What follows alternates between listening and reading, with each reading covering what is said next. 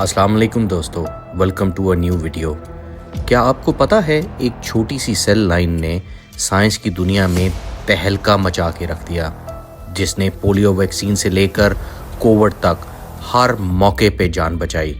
लेकिन ये कहानी लैब्स की नहीं, ये एक औरत की है जिसकी मौत के बाद भी उसके सेल्स जिंदा हैं।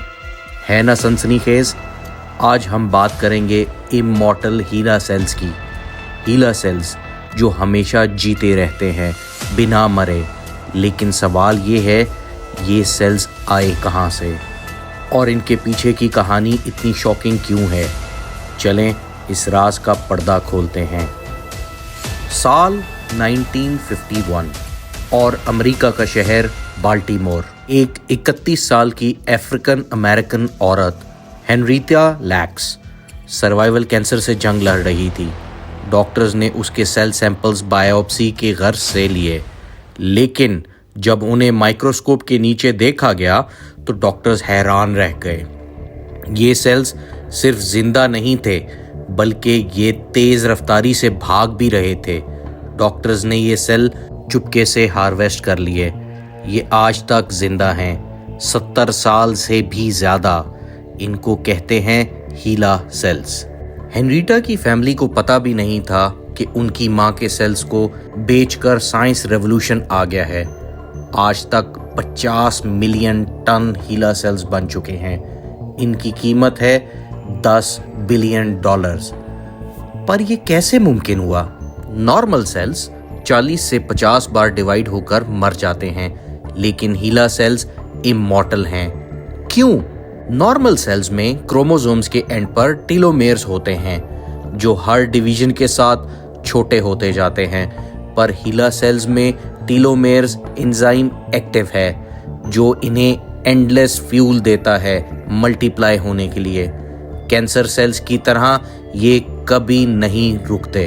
दोस्तों, यहाँ से मेडिकल साइंस में एक नया दौर का आगाज हुआ।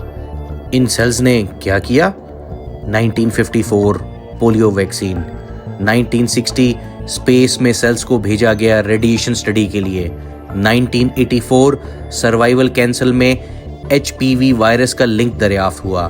हीला सेल्स से ही 2008 में HPV वैक्सीन बनाई गई और अब तक 1,10,000 रिसर्च पेपर्स इन सेल पर लिखे जा चुके हैं। कोविड वैक्सीन के ट्रायल्स में भी हीला सेल्स का रोल रहा, मगर ये कहानी इतनी स्याह सफेद नहीं।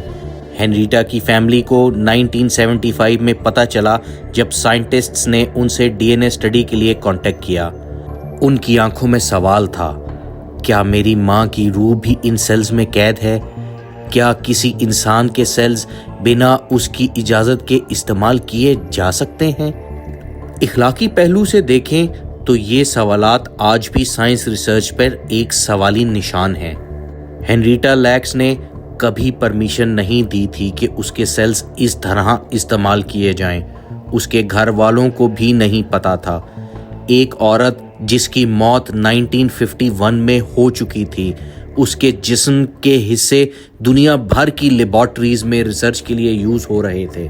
आखिरकार 2013 में NIH ने फाइनली हेनरीटा की फैमिली को ये कंट्रोल दे दिया कि वो डिसाइड करेंगे कि इन सेल्स का डाटा किसको मिल सकता है।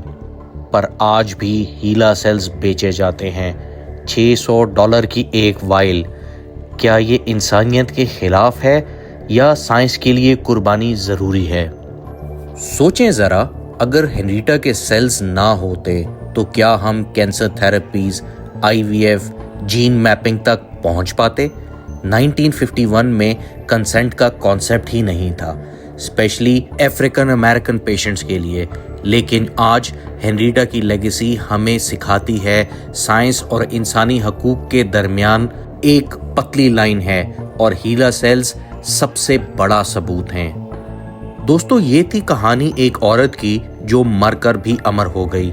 हीला सेल्स सिर्फ सेल्स नहीं, ये इंसान की क्यूरियोसिटी और रेजिलियंस का सिंबल हैं। हेनरीटा लैक्स के ये सेल्स चांद तक पहुंच चुके हैं, लेकिन क्या ये ठीक है? क्या आपके ख्याल में हेनरीटा की फैमिली को कंपनसेशन मिलना चाहिए था? साइंस और एथिक्स آپ کس کو پرائورٹائز کریں گے؟ کمنٹ سیکشن میں اپنی رائے ضرور دیں۔ اگر آپ کو یہ کہانی پسند آئی تو ویڈیو کو لائک کریں، چینل کو سبسکرائب کریں اور مزید ایسی تھرلنگ سائنس سٹوریز کے لیے ہمارے ساتھ جڑے رہیں۔